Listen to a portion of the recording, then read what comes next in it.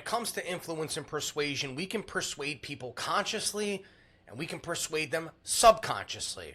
In other words, we can persuade them overtly or we can persuade them covertly. And there is a time and a place to implement both of those things. In today's video, I'm going to show you a very simple covert hypnotic language pattern for getting people to think what you want them to think when you are attempting to persuade them.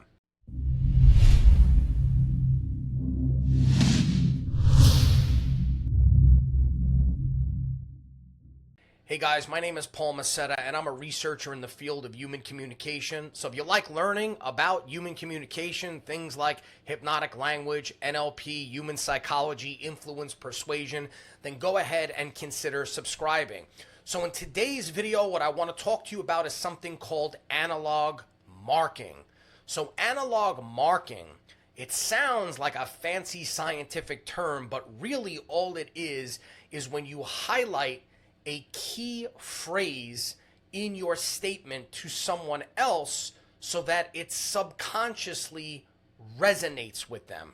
And this technique is actually on page 18 of my book, The Black Book of Hypnotic Language Patterns. I'll put a link in the description if you want to go check it out, because what you're going to learn in that book is not only this pattern, but 100 more just like it. So again, how does analog marking work and why would you want to use it? Well, it works by subconsciously tapping into how people process words and phrases. And so you would want to use this when you want to highlight a specific word or a term, or more importantly, a phrase in a conversation. So here's an example of how you would use this. Let's say you are having a conversation with someone and you know that in order for them to see the benefit that you want them to see, like, they need to change. So let's say overall, generally speaking, the person has a negative outlook on life. And because they have this negative outlook on life, this pessimistic view of life, they're always anxious and they're like kind of paranoid. So you know that in order for that person to start alleviating their anxiety or moving away from their paranoia, they need to change and they need to become more optimistic. So you might say something like, when you decide to change and become more optimistic, you will see an improvement. Your anxiety will go down and you'll start to become less paranoid.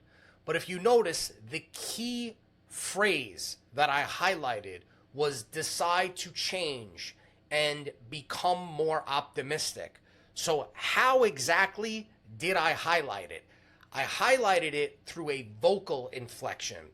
So you can use analog marking and highlight a certain phrase through either vocal inflection or gesturing, or if you really want it to be super effective, you can use the both of them in conjunction with each other.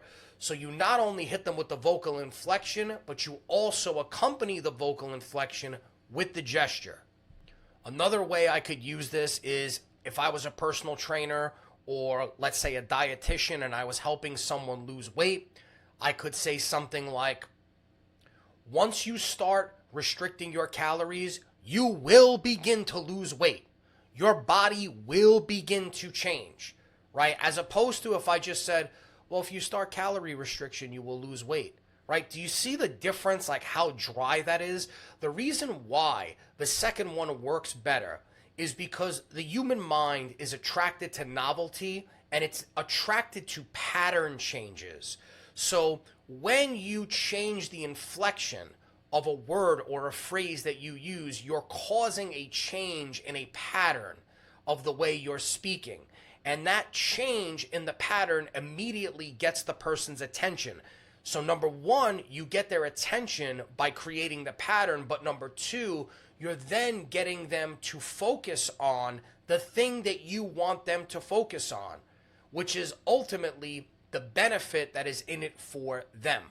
So another example is if I was dealing with someone that wanted to get better at Brazilian Jiu-Jitsu, and I said something like, if you show up 3 times a week and you train and you do 4 to 5 rounds of live sparring every time you show up, you will get better, right? So again, I'm tying the benefit, right?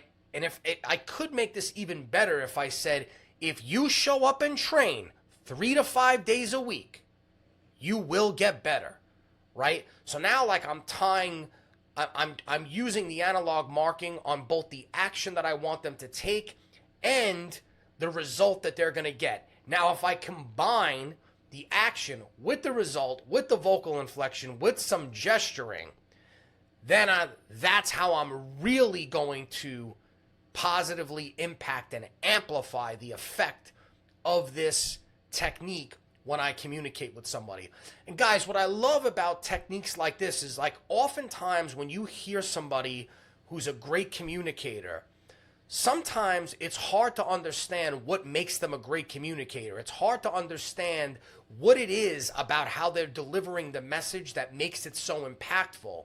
You just know that you feel something when the person is saying it, but you can't put your finger on what it is. What I love about techniques like these are they enable you to identify exactly how and where the person is making the message more impactful. And so the good news is that you can take these same exact techniques and apply them to your communication skills.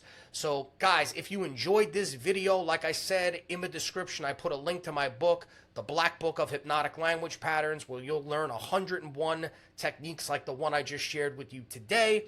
And if you enjoyed this video, give me a thumbs up, leave a comment. I'd love to know what you guys think. And if you enjoy this type of content overall, consider subscribing and hit that bell notification so you get updated when I release more videos like this.